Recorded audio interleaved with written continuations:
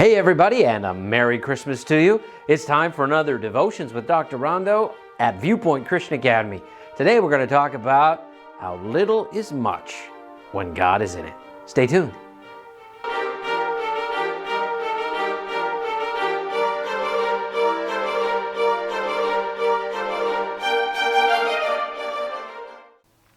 Well, it's Christmas time, and of course around Christmas time we always sing a bunch of great hymns and carols and Christmas songs. One of my favorite Christmas carols is O Little Town of Bethlehem. How about you? Do you like that?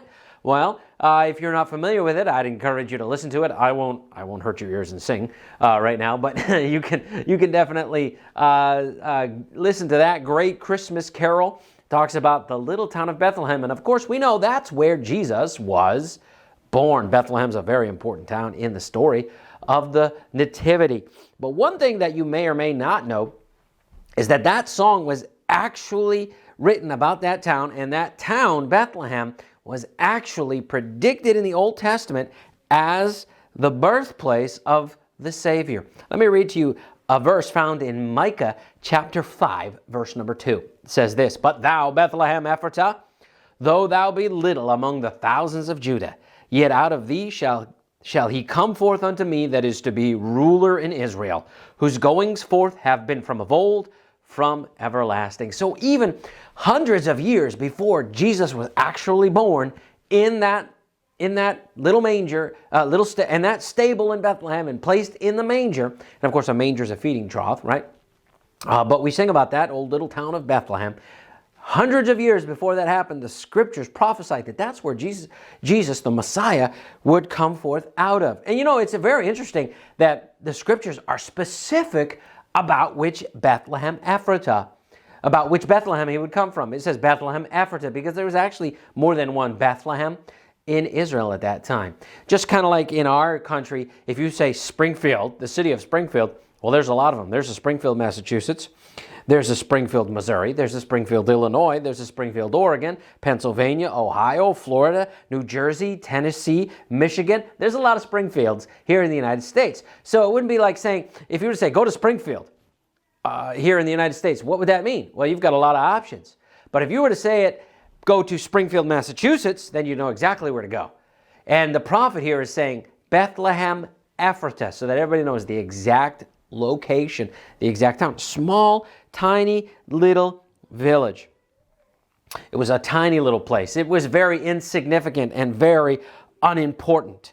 However, out of the insignificance of that tiny little place would come the most significant event in the history of the world, where God stepped down into flesh and was born in a little town of Bethlehem. Really important. Christ's birth in little Bethlehem, of course, is its claim to fame. It's the most important and most significant event that ever happened there. So I want to make the point to you today in this little Christmas message that so often we make the mistake of understanding what is great is all that's important. What is great is big. We often think of what is of God, and what is great has to be something big. But the story of Christmas helps us to understand that not all the big stuff is where it's at. But with God, oftentimes the little things are important. We oftentimes think bigger is better, right? I mean, think about it. If you were given the choice, I remember one time when I was in college, we did a gift pick, and everybody brought in little tiny gifts, and little gifts, and put them all in the middle. And I put my gift, and everybody was supposed to do an exchange, and in the middle of that was this giant, I mean, it was huge. It was massive. It was about as big as I am, a gift. And everybody would go in, pick a gift, and then trade. It was kind of a thing that we do, and everybody's doing that. And I thought to myself, you know what? If that's still there, I'm going for that, because I thought bigger must be better. I mean, that must be a cool gift. So I went in the middle, and I grabbed it, and I brought it back, and I unwrapped it. And you know what it was? It was a giant 5-foot bag of packing peanuts. Packing peanuts. You know what packing peanuts are? It's those little tiny foam balls that they stick inside of boxes when there's empty space so that it doesn't move around. It's packing peanuts. I got a giant bag of packing peanuts. In that case, bigger was not better. I couldn't do a thing with those. I took it back in my room and I used it like a bean bag for a little while. I just kind of sat on it. But I didn't have anything else to do with it because in that case, bigger wasn't necessarily better. Too often we think, oh, bigger's better. However, we need to understand that that's not always the way it is with God. In fact, there's a story in the Old Testament about the prophet Elijah. And Elijah had an instance where he was really down and he wanted to hear from God. And God took him to a mountain, to a cave area, and there was a great earthquake. But God wasn't in the earthquake. There was a great fire, but God wasn't in the fire. And there was a great wind, and God wasn't in the wind. But then there was a small, tiny, still voice. And God was in the small, tiny, still voice. And God spoke to Elijah through the small, tiny voice. God wasn't in all the other big stuff, but he was in the small, quiet voice that would speak to him. We need to understand that the dramatic and the extravagant are not where God is always at. You think about this, there's a lot of extravagant decorations here at Christmas time, right? In Gillette Stadium, they're doing something really cool this year. Over in Springfield, they've got this really cool thing. My family had the opportunity to go visit recently the Ark Encounter. And it's an awesome place. If you ever get the chance to go do it. And there they've got lights everywhere. I mean, the whole place. I mean, millions and millions of Christmas lights at nighttime everywhere. And it just lights up the whole place. And then the replica of Noah's Ark is there. And it's got rainbow lights on it. It's amazing. It's extravagant. It's really cool. But it doesn't really communicate the true message of Christmas, does it? Recently, we were on our way to a store, our family, and we drove past a house. And as we drove past the house, just a tiny little replica of a manger with a doll in it and a sign that said, Jesus, you're the true gift of Christmas. And it was really precious and it was really sweet. You know what that communicated? The full message, the full and complete message of Christmas. More than the lights could do. That little tiny replica of the baby Jesus lying in a manger communicated the real message of the real meaning. So we've got to be careful not to make that mistake, not to think that. Listen, I want to read this verse to you found in 1 Corinthians chapter 1, verses 26 through 29. For behold your calling, brethren, that not many wise after the flesh, not many mighty, not many noble are called, but God chooses the foolish things of the world, that he might put to shame them that are wise. And God chose the weak things of the world, that he might put to shame the things that are strong, and the base things of the world, and the things that are despised did God choose. Yea, and the things that are not, that he might bring to naught the things that are, that no flesh should glory before God. What's that saying? Is that God uses little things, unimportant things, insignificant things. See, that's why God equates greatness with being a servant. It's not about being the big, important person up front. It's about being willing to be a servant. And I want to also make this point that little things can make a big difference. Just like little Bethlehem made a big difference in our world and in history, little things can make a big difference all around us. Now, back in the 1980s, the city of New York City, was a really dangerous city. It was considered very unsafe to walk on the streets, to take the subway, and do all these different things. And there was a lot of problems until finally, somewhere in the 90s, the police and the mayor and some of the leaders in the city began to take an approach to fighting crime that really proved to be effective, so that within a matter of a few years, by the end of the 90s, New York City was considered to be the safest big city in the world. Well, what did they do? They applied something that was called at the time broken windows theory. And these police officers, and we love police officers, we appreciate the work that they do. We really do. Some of our graduates are now police officers. We just love and appreciate the things that they do for us. But police officers began to apply a new strategy for fighting crime in their city. And they began to focus on little crimes. There were some really big bad crimes that were happening. But instead of focusing on the big bad crimes, they actually began to focus on the little tiny crimes. Things that would be small and significant, jaywalking, different things, loitering, jumping the fare in the subway. They began to focus on these things and crack down on these things. And in the process of doing so, after faithfully focusing on fixing those little tiny things, they began to find that it was decreasing the big crimes. for two reasons. One, they were in cracking down on the little crimes, they were preventing the criminals from committing bigger crimes.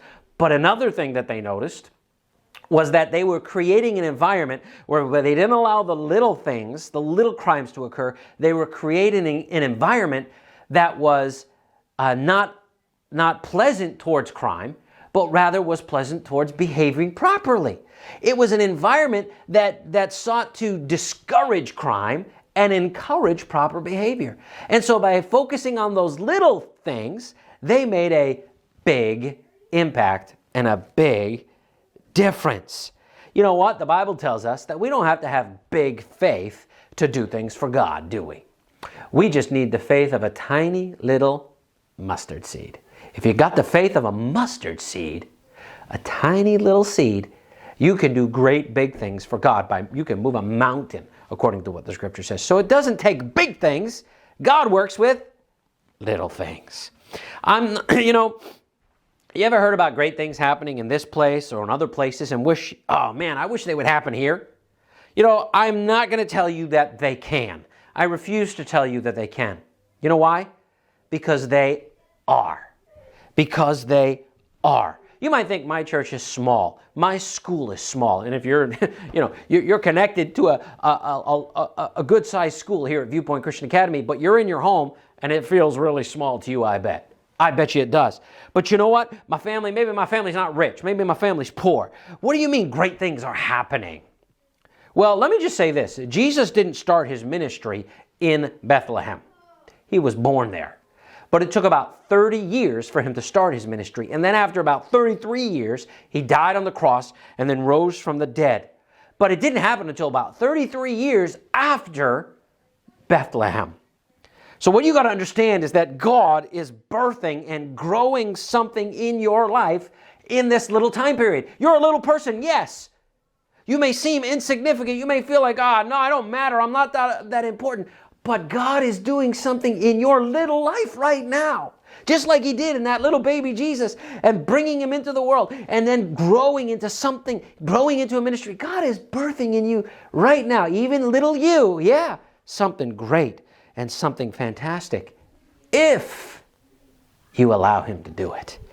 If you allow him to do it. I want to encourage you today, allow God to do it right now. Let me ask you this question in relation to Christmas, and then I'll read you a verse. Okay? Is Christ seated on the throne of your heart, just like he's seated on the manger on the mantle in your house? Is he just on the manger, in the mantle? Or is he actually in your heart? Is he Lord of your life? If you've spoken your commitment to Christ, but you're not going to church, you're not spending time with God daily, you're not tithing, you're not witnessing, you're not serving God in little areas, then that's a big problem. And it shows that Christ is not seated. Serve God in the little areas and watch God do big things with those little things that you do. There's a lot to this, but I just want to close with this verse. Zechariah chapter 4, verse 10, it says this: who has despised the day of small things? Don't despise the day of small things right now in your life. Whether it's worried about your small school, whether you're worried about your small size and stature, you think, I've got small, little, tiny talents. No. Give it all to God, because little is much when God is in it. Let me just encourage you with that today. As you think about the little town of Bethlehem, let your little life, let the little that you have, let God do much with it when you give it over to him.